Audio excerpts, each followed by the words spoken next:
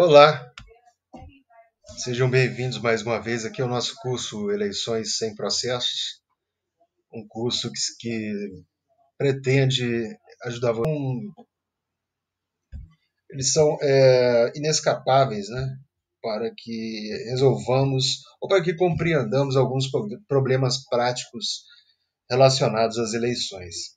E aqui no tema específico das convenções partidárias, compreender um pouco da história dos partidos políticos, da história da evolução dos partidos políticos e de como a ciência política catalogou essa evolução em tipos básicos, né, tipos ideais, como diria Max Weber, né, que são apenas categorias abstratas que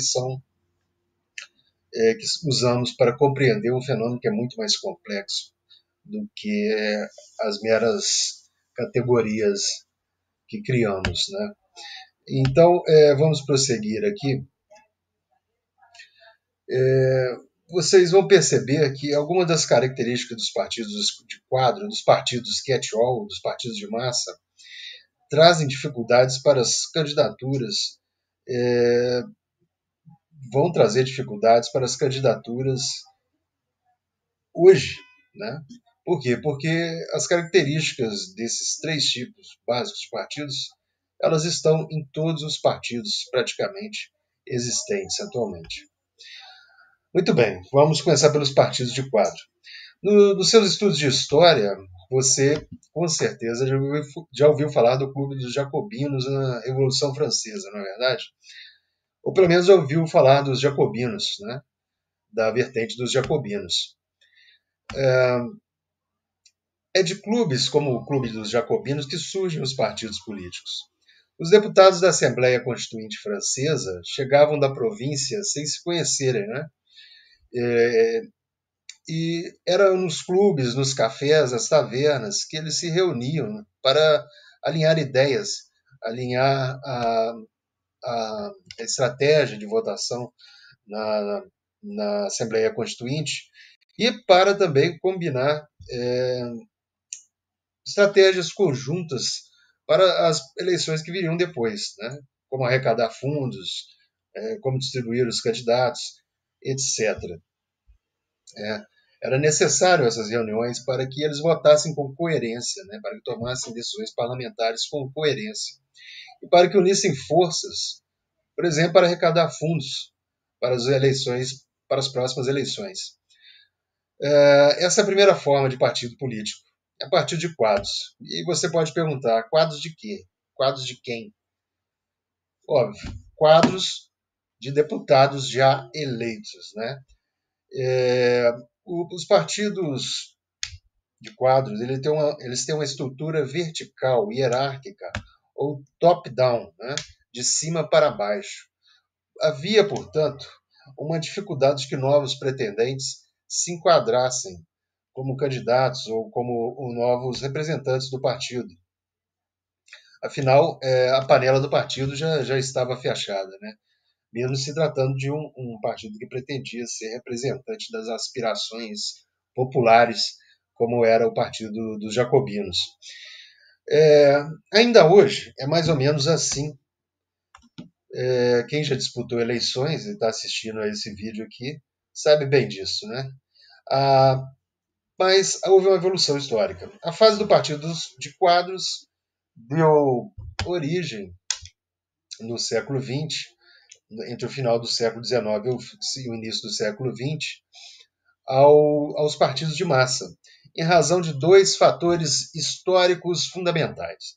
A expansão do número de eleitores, também entre o fim do século XIX e o início do século XX, e que é uma conquista de uma longa jornada de lutas dos políticos, dos militantes liberais contra as ideologias conservadoras e reacionárias, né?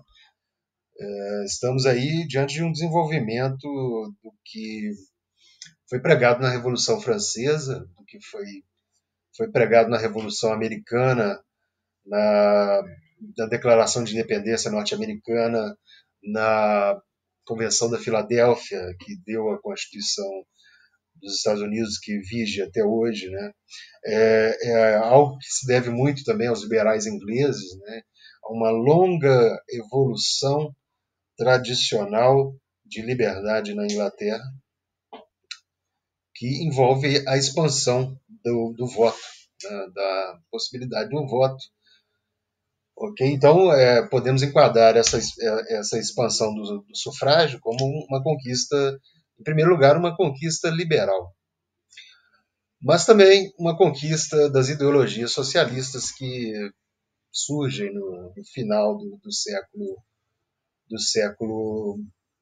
XIX, meados do século XIX, e começam a surgir os primeiros partidos socialistas entre o fim do século XIX e o início do século XX. Não há como negar que a ideologia socialista também contribuiu para a expansão do sufrágio, embora haja correntes autoritárias dentro desse grande guarda-chuva das ideologias socialistas e comunistas, né?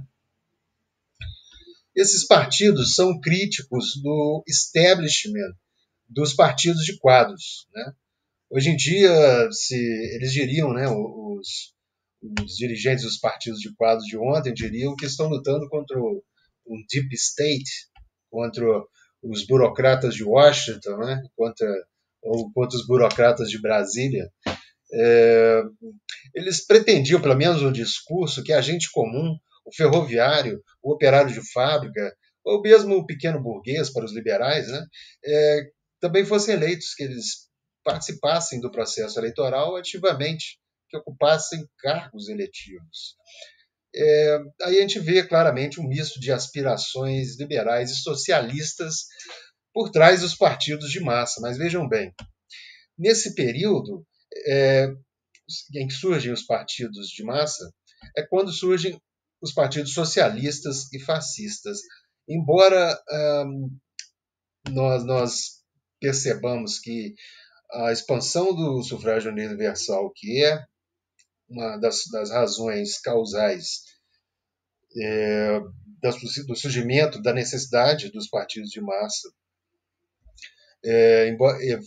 tenha como origem a ideologia liberal, os próprios liberais e os conservadores não se beneficiaram nesse primeiro momento de um momento de partidos de massas, no início do século XX. Bom, os partidos de massa que surgem nesse momento são eminentemente partidos socialistas ou social-democratas, partidos até comunistas e partidos fascistas, ok? Os partidos mais notórios são o Partido Social Democrático Alemão, né, cuja sigla histórica é SPD, o Labour Party, o Partido Trabalhista da Inglaterra, né, que tem por trás de si um movimento da corrente socialista fabiana. Temos também, podemos chamar também de partido de massa, por que não, os partidos bolchevique e menchevique na Rússia, embora eles não sejam partidos feitos para atuar dentro dos quadros de uma democracia competitiva parlamentar, mas são partidos totalitários, né? Partidos que almejam o poder total e não dividir o poder com outros partidos. Então, há realmente um problema em enquadrá-los como partido de massas, assim como há um problema de enquadrar os partidos fascista e o Partido Nacional Socialista, o Partido Nazista, né? É claro que os partidos de massa, principalmente os que tinham realmente compromisso com a democracia, com o regime parlamentar, com a divisão do poder, né? Eles trazem um enorme avanço em matérias de direitos, e eu recomendo que seja lido sobre isso o célebre livro de Norberto Bobbio, A Era dos Direitos, né, para compreender melhor essa evolução. Mas do advento do partido de massa, né, surgem também algumas das piores tragédias do século XX.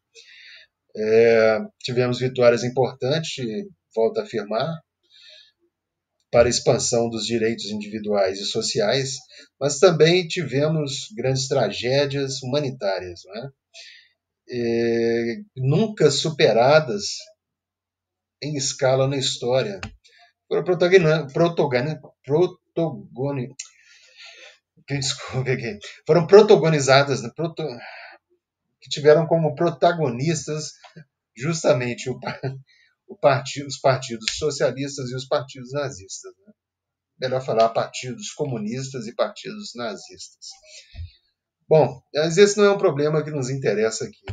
O que nos interessa é um problema notado por cientistas políticos. Um dos cientistas políticos mais importantes do século XX, o Robert Michels, autor de uma das obras clássicas mais importantes sobre partidos políticos. E a observação dele é o seguinte: não se arregimenta uma multidão de filiados, uma multidão de eleitores sem lideranças. E as lideranças tornam-se dominantes, por óbvio, né? Elas é que vão definir o rumo das coisas, muito mais do que as massas em si mesmas, né? As massas vão segui-las, né? No fim das contas, como no caso dos cartolas, dos partidos de quadros, do fim do século XVIII, início do século XIX, são essas lideranças que definirão, por exemplo, quem será e quem não será candidato, no fim das contas. E aí Michels ele traz para nós uma expressão que se tornou muito comum, né, de ser utilizada, e muita gente não sabe de onde vem, que é a chamada lei férrea da oligarquia. Né? Bom, a história seguiu, né? Nós tivemos as catástrofes da Segunda Guerra Mundial, muitas delas devidas a partidos de massa autoritários que não tinham compromisso com o Estado de Direito e o Estado democrático de direito. Mas após a Segunda Guerra Mundial, né, após aquela catástrofe, aquela hecatombe, aquela desgraça toda, né, chegamos a mais um momento de expansão do sufrágio universal e ao apogeu do sufrágio universal, que as democracias ocidentais, se assim podemos dizer, chegaram. Né? As mulheres, enfim, foram todas inclusas no universo de eleitores. As barreiras para os negros foram derrubadas definitivamente, principalmente a partir dos anos 60 nos Estados Unidos, né? E eu estou falando de um movimento mundial. E os partidos de massa eles passam a dar lugar a um novo tipo de partido que chamamos de partidos catch-all. Uma expressão de um outro cientista político alemão, Otto Kirchheimer, cunhado em 1966. A inevitabilidade dos partidos catch-all ela se deve não só a mais um momento de expansão do sufrágio universal, mas a um compromisso que as constituições do pós-guerra se colocam, né? A maioria delas, principalmente a lei fundamental alemã, lei de Bonn, né? E a Constituição Francesa de 1958, né? Dentre outras cartas importantes que surgem nesse momento histórico, a Constituição Portuguesa, a Constituição Espanhola, após a queda do salazarismo e do franquismo, e a nossa Constituição de 1988. E que compromisso esse? É o compromisso com o tão famigerado pluralismo político, o pluralismo ideológico, o pluralismo de ideias. Porque a sociedade se tornou diversificada demais, plural demais. Simplesmente por isso. Então, para se eleger para cargos de poder executivo, por exemplo, que exigem uma imensa magnitude de votos, os candidatos e os partidos eles acabam tendo que agradar todo mundo, não é verdade? Acabam tendo que agradar a gregos e baianos, né? Como diria o poeta aí. As pessoas das mais diversas classes sociais, de diversos credos religiosos, de diversas ideologias políticas, de diversos universos de crenças e valores básicos e componentes de suas identidades, todas elas têm que votar um pouco, Um pouco de cada delas tem que voltar nos partidos se eles querem ser vencedores. Né? Por isso eles são chamados de catch-all, ou catch-all, ou partidos ônibus. Né? E, muito bem. Atualmente, qual é a situação que temos? Os partidos têm características desses três tipos de partidos, desses três tipos básicos de partidos. Eles são, a um só tempo, partidos de quadros, eles são partidos de massa e eles são partidos catch-all. Eu falo de que partidos especificamente? Os partidos mais bem-sucedidos, os grandes partidos. Do Partido Democrata e Republicano Americano, do Partido Social-Democrata na Alemanha, do Partido Trabalhista Inglês, do Partido Conservador Inglês, do Partido Conservador da Democracia Cristã na Alemanha também. Aqui no Brasil podemos falar dos partidos de centro-direita e centro-esquerda, PT e PSDB, e mais, com mais ainda essa característica de catch-all, massas e quadros, o MDB, dentre outros. Né? Não quero fulanizar, não quero ficar dando nome de partidos aqui, mas eu preciso dar exemplos. Né? Então, voltamos de novo a mais um alerta aqui. Né? Esse é um curso prático, não é um curso teórico. Então, eu quero dizer, chegar a dizer a vocês, então, para que serviu essa história toda que eu contei? Para quê? Né? Para entendermos que os filiados partidos vão encontrar em quase todos os partidos essas dificuldades próprias dos três tipos básicos de partidos. Né? E os pretendentes a cargos eletivos, eles não podem ser bobos, né? Principalmente os que estão chegando agora aí, se filiando. Os partidos, em geral, e não só no Brasil, eu repito, são um misto desses três tipos históricos. Então você, filiado, pré-candidato, deve ficar esperto, né? E saber que, primeiro, né? Os partidos são máquinas que tendem a beneficiar os que querem se reeleger, como os velhos partidos de quadros. E 2, os partidos são hierárquicos. E há sempre uma oligarquia de caciques políticos que querem, sim, um grande número de filiados e um grande número de eleitores, mas não abrem mão de ditar o rumo das coisas, inclusive de definir a lista de candidatos e a distribuição do fundo partidário e do fundo eleitoral, o fundão eleitoral, Fundo Especial de Financiamento de Campanha. E, por fim, você precisa saber, principalmente você que é um candidato muito ideológico, com uma causa muito definida, que vai ter que dividir o espaço com gente com ideologias e causas muito diferentes das suas e até contraditórias com elas. Né? Essa é uma realidade que vocês vão enfrentar e que não há como escapar. Ok?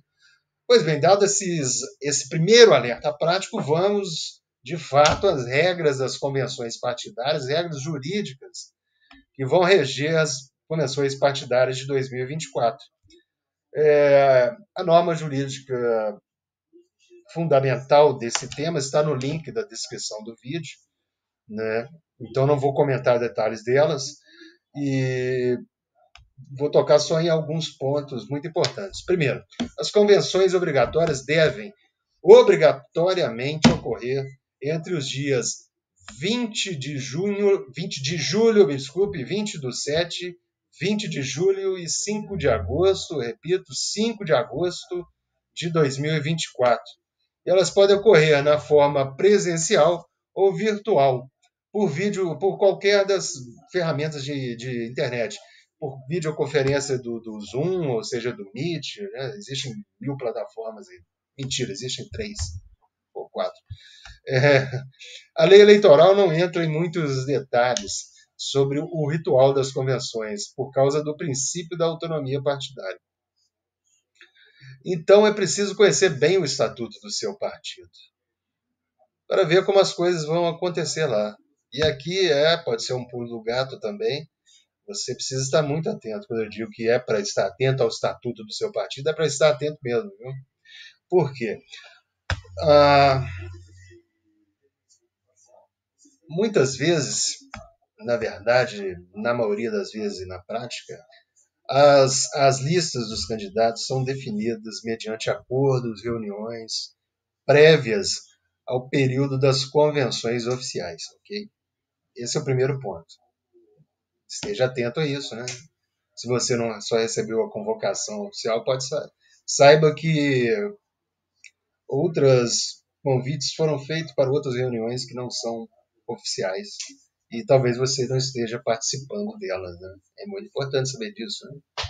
Então, é, muito, muitas vezes a definição dos candidatos já se dá previamente, né, em reuniões e acordos anteriores ao período das convenções oficiais, e as oficiais devem ocorrer, porque delas devem surgir um documento que é fundamental para o registro de candidatura, para a solenidade, para a atestação da veracidade da escolha, da veracidade formal da escolha de candidatos no ato do registro de candidatura de partidos e de candidatos, né, a vereadores e prefeito. Esse documento é a ata física, aliás, que pode ser física, e nesse caso será lançado em um livro previamente rubricado pela Justiça Eleitoral, uma ata digital criada no sistema de informática, o Candex. Já falei de um importante sistema aqui, né, que todo coordenador de campanha deve conhecer, que é o Filia, para gerenciamento dos filiados. E agora estou falando do Candex, que é o sistema de informática próprio, né? Na verdade, é uma página na internet, ele é online. O Candex, depois eu vou falar melhor sobre essa questão se é online ou se não é, ok? Se deve ser baixado no computador. No momento do registro de candidatura, eu vou falar melhor do Candex. A princípio, você precisa saber, os registros de candidatura serão feitos no Candex e a ata das convenções partidárias pode ser feita nele também, não precisa ser uma ata física para ser colada num livro, não, também. Mas essa ata precisa existir, né? Porque ela é um dos documentos fundamentais dos registros de candidatura e, e ele vai servir como prova, essa ata vai servir como prova da escolha dos candidatos em convenção. E aí eu disse para você prestar atenção no estatuto do seu partido, por quê? Porque os diretórios nacionais dos partidos políticos, eles têm uma prerrogativa, um direito previsto na lei eleitoral, previsto na resolução que rege a questão das convenções partidárias, um direito e uma prerrogativa de anular as convenções que estão abaixo, de nível abaixo da direção nacional. Ou seja, as convenções das direções estaduais, que não vão ocorrer esse ano, porque esse ano não tem eleições estaduais, tem eleições municipais, mas eles podem anular também as convenções municipais, né? Podem anular. Então, fiquem atentos a isso, né? Pode acontecer algo que o te surpreenda. Preciso comentar já nesse momento que as convenções elas não definem apenas os candidatos, mas se o partido fará coligações para o pleito majoritário, porque não existe coligação para vereador, para deputado federal, para deputado estadual, mas isso acabou. Talvez mude para 2026, mas não mudou, não teve mini reforma eleitoral no ano passado, ao contrário do que acontece em quase todos os anos ímpares, né? Em quase todos os anos que precedem anos de eleições, há uma pequena reforma das leis eleitorais, né? E a gente chama de mini reforma eleitoral. Ano passado não teve mini reforma eleitoral, então a regra, embora o TSE tenha feito modificações nas resoluções, né? O TSE fez modificações nas resoluções, adaptações, mas nenhuma dessas modificações podem ultrapassar o que está escrito na lei, ok?